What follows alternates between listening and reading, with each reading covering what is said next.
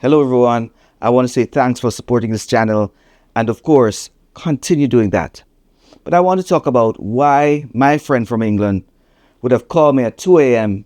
and say to me, I can't sleep. And I asked him, what's the problem?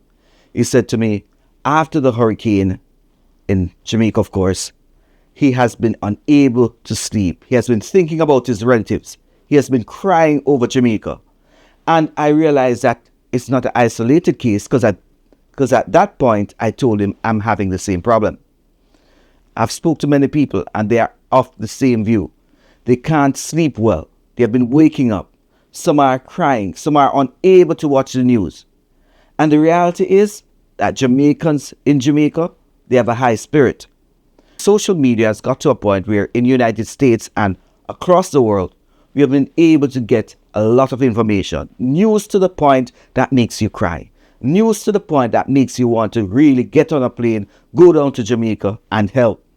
But the reality is there are several factors that have caused Jamaicans right now to be thinking about home every single night since that hurricane left Jamaica. It left devastation. Number one, you see, Jamaicans really care about Jamaica, who are living abroad, that is. And they want to ensure that Jamaica is all right.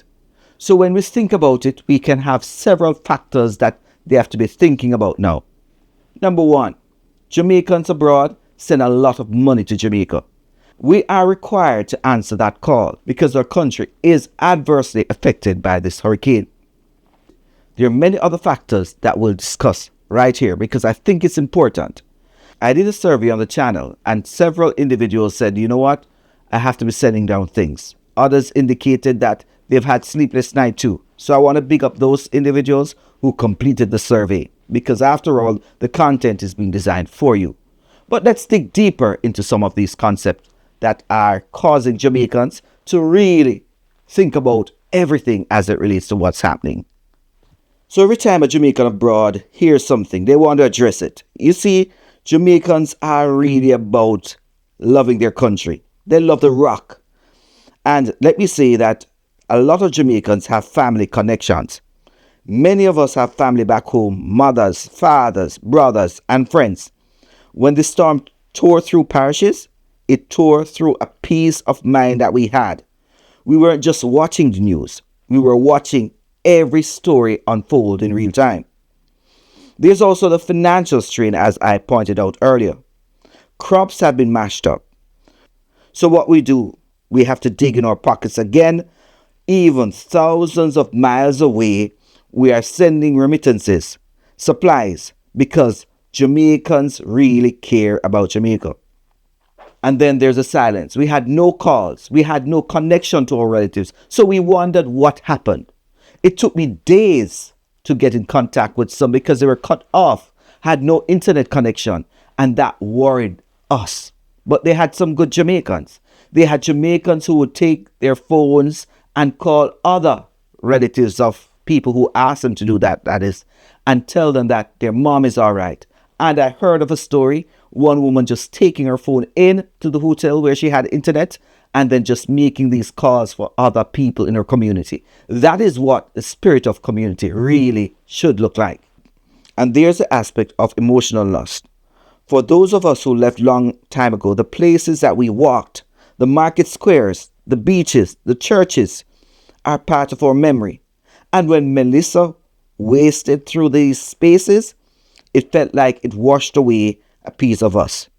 Now, some of us have already booked our tickets to go home.